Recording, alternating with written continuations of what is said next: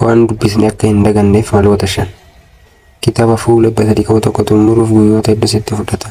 Garuu ta'uu tokko booda waa'ee kitaaba sanaa yoo gaafatamtu mata duree isaa malee wanti sammuu kee keessa jiru baay'ee xiqqaadha. Maaliif? Kun rakkina kee qofaa miti. Saayinsiin akka jedhutti sammuun keenya odeeffannoo haaraa argatu keessa parsantii 70 hanga 80 ta'uu sa'aatii 24 booda ni dagata. Har'a viidiyoo kanaan akkamitti dagannaa kana dhaabuu akka dandeenyu fi waan dubbisne sammuu keenya keessatti tursiisuuf maloota 5 isiniif qooda. Viidiyoon kun barataas ta'ee nama jireenya dhuunfaa jiraatu ni fayyada waan ta'eef hamma xumuraatti nu waliin tura.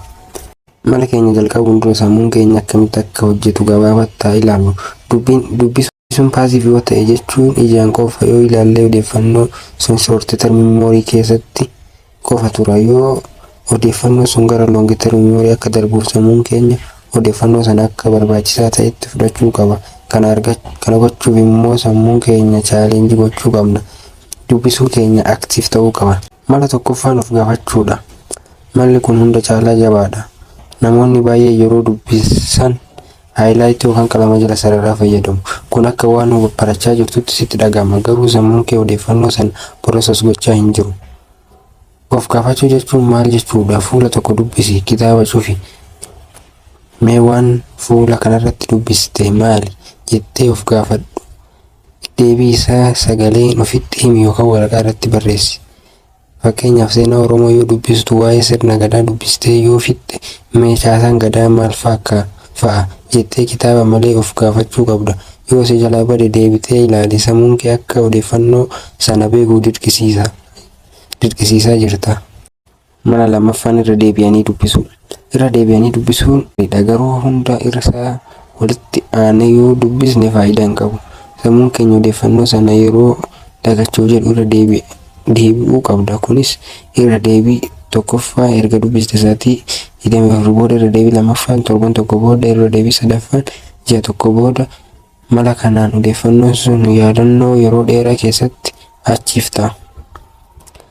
Mala sadaffaa nama biraatiif ibsuu. Malli kun Profeesar Fiiziksii Riichard Feeyimaan irraa dhufe. Inni Great Explainer jedhama.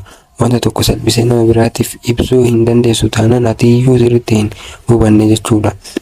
Akkamitti hojiirra oolchita? Yaadrimee yookaan konseptii haaraa tokko fudhadhu.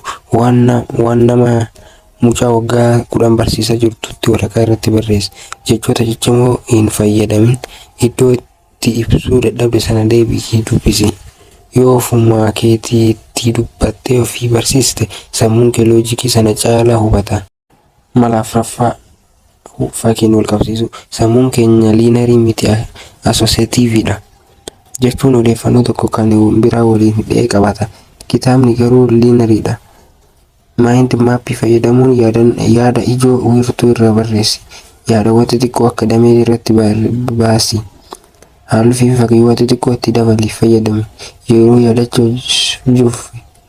yaadachuuf yaaltu sammuun kee fakkii sana dubbisa. Kun barreeffama fuula 50 qabu fakkii tokko sammuu keessatti tursiisuuf si gargaara. Mala shanaffaan waliin hidhuudha.